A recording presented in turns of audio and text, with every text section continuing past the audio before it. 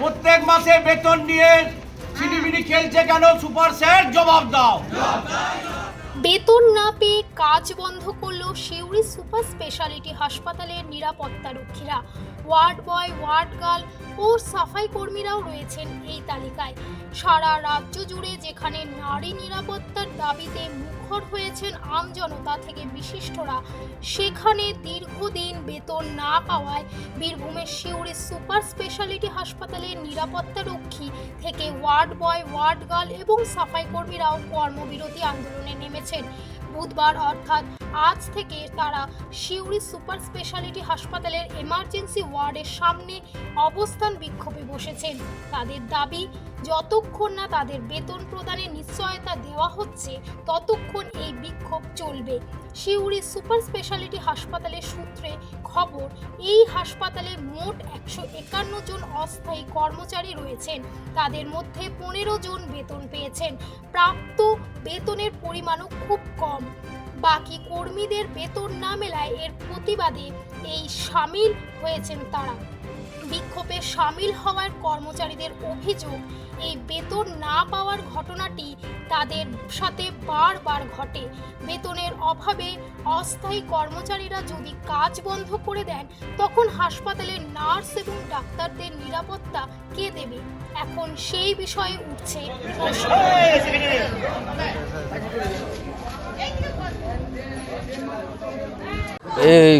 এখনো পর্যন্ত বেতন হয়নি। কিছু ছেলে বেতন ঢুকেছে, বাকি ছেলে কিন্তু বেতন এখনো হয়নি। কম ঢুকেছে, তাও যে বেতন দিয়েছে তাতে মানে যে বেতন পাওয়া দরকার তার থেকে কম বেতন পেয়েছে সবাই। এটা ম্যাক্সিমামই হয়। এটা আজকে কি করছে, আজকে আমাদের যে 26টা ডিউটি করতে বলছে, 26টা ডিউটির করবে ছেলেরা, কিন্তু সেই গ্রস স্যালারি কত তা জানা নেই। আমাদের ছেলেদের সবারই দাবি যে গ্রস স্যালারি কত কেউ কিন্তু জানা নেই। আর বেসিক কত, পিএফ কত, ইএসআই কত, বোনাস কত, আর এক্সট্রা ডিউটি ওয়েজটা কত, ঠিক আছে। টোটাল ডিউরেশন ডিউটি 26 দিনের কত, ঠিক আছে। আর এটা হচ্ছে পার মান্থ, পার ইয়ারে হচ্ছে ড্রেস নেই, লিভ নেই, এরিয়া ওয়েজ নেই, টোটাল বোনাস কত সেটাও কিন্তু কোম্পানিকে বলতে হবে। ছেলেদের ন্যায্য পাওনা থেকে পাইয়ে দিতে হবে তাদের।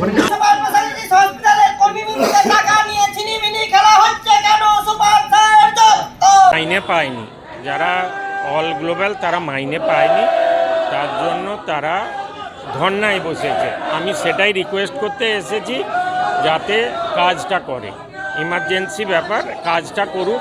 আমরা লেগে আছি লাগাতার, তবে হ্যাঁ এটা ঘটনা, টাইমে মাইনে দিতে হবে, এটা কোনো বলার কিছু নেই। না করলে আমাদের করার কিছু নেই, কাউকে তো গণতান্ত্রিক অধিকার, আমি তো জোর করতে পারবো না।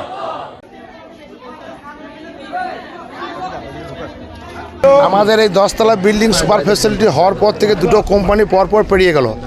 প্রথমে এসেছিল এনআইএস, তারা কিন্তু ঠিকমতো ডিউটি দিয়ে 26টা হোক 31টা হোক ডিউটি দিয়ে কমপ্লিট করে কিন্তু ছেলেদিকে রেডি করে চলে গেছে। তারপরে এসআইএস এলো, এসআইএসও কিন্তু মোটামুটি ঠিকমতো ডিউটি দিয়ে 3 বছর চালিয়ে সুন্দরভাবে চলে গেল। এরপর একটা গ্লোবাল কোম্পানি এলো, আসার পরে তখন আমাদের সুপার যে ছিলেন শোভনদেব, সেও ট্রান্সফার যাবেন আর নতুন সুপার আসবেন। সেই মাঝখানটাতে কিন্তু ব্যাপারটা হচ্ছে এই কোম্পানি ঢুকলো। কোম্পানি ঢোকার পরে ওই সুপার সাহেব যখন ট্রান্সফার হয়ে গেলেন, রামপুরহাট চলে গেলেন, তখন ওই সুপার সাহেবকে যখন এই সুপার সাহেব হ্যান্ড ওভার করলো, তখন সুপার সাহেব বলছে আমি দেখছি বলতে যেয়ে দেখা গেল যে যখন স্যারের কাছে বললাম স্যার আমাদের মাইনে নিয়ে এই কোম্পানি গণ্ডগোল করছে, ড্রেস নিয়ে এরকম গণ্ডগোল করছে, তখন উনি বললেন যে আপনাদের জয়েন্টটা ঠিকমতো হয় নাই, সেইটা কিন্তু আমরা জানি না। তাহলে স্যার জানেন না, তাহলে জয়েন্টটা কীভাবে করতে হয়, তাহলে আপনি স্যার করান, আপনি তো বাবা আমাদের, আপনার ছেলে আমরা কাজ করি। তখন স্যার বললো যে তোমাদেরকে এই জায়গাতে সই করতে হবে, তাহলে কিন্তু কোম্পানি জয়েন করাবে। তাহলে স্যার সেই কাগজটা আনুন। কোম্পানির লোক এলো, আমাদের পার্টির নেতৃবৃন্দরা যারা ছিলেন, নুরুলদা বা আমাদের এমএলএ সাহেব, সবাই ওনাদেরকে এসে বসলেন, প্রতিশ্রুতি দিলেন কোম্পানির লোক যে হ্যাঁ সব সুপার সাহেবের হাতে এখানে দিয়ে দেবো। যেই সিউড়ি থেকে কোম্পানির লোক বেরিয়ে গেলো, সুপার সাহেবের মুখে পেচ্ছাপ করে দিয়ে চলে গেল। আজ পর্যন্ত প্রত্যেক মাসেই ওর টাকা কম, আর 14 তারিখ 10 তারিখের মধ্যে বেতন, আর ফোন করলেই বলে বোম্বেতে আছি না দিল্লিতে আছি, প্রসিডিওর চলছে। আর আমাদের এখানে সাইড ইনচার্জ যে প্রদীপ গড়া আছে, তার ঘরে বন্দুকটা রেখে ছেলেগুলো ওকে শুধু গালগালাগালি দিচ্ছে আর ও গালগালাগালি খাচ্ছে। এইটা হচ্ছে কোম্পানির গল্প।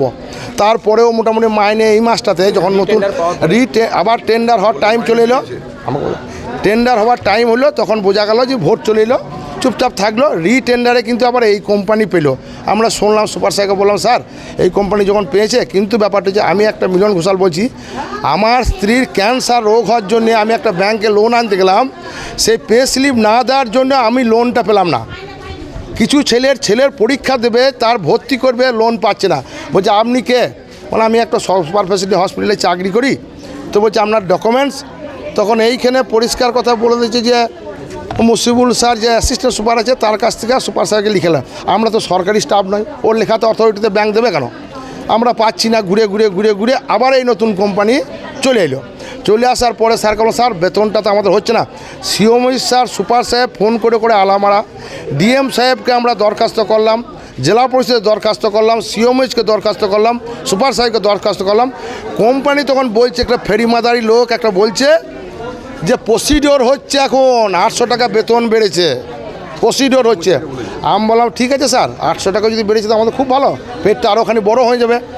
তারপরে যখন বেড়েছে করতে বুধবার দিন মাইনে ঢুকবে, আপনাদের সঙ্গে ডিএম সাহেবের সঙ্গে মিটিংয়ে বসবো, তারপরে ছেলেদের সঙ্গে বসে আলোচনা করে আপনাদের কাগজ দিয়ে রেডি করব।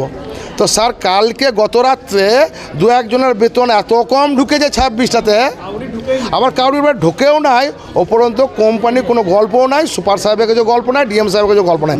আমরা যতক্ষণ পর্যন্ত কোম্পানির লোককে এখানে না পাবো, ততক্ষণ 10তলা বিল্ডিংয়ের একটা ছুঁচও লড়বে না। দ্য সহজ পাঠ, সহজ কথা, সঠিক তথ্য।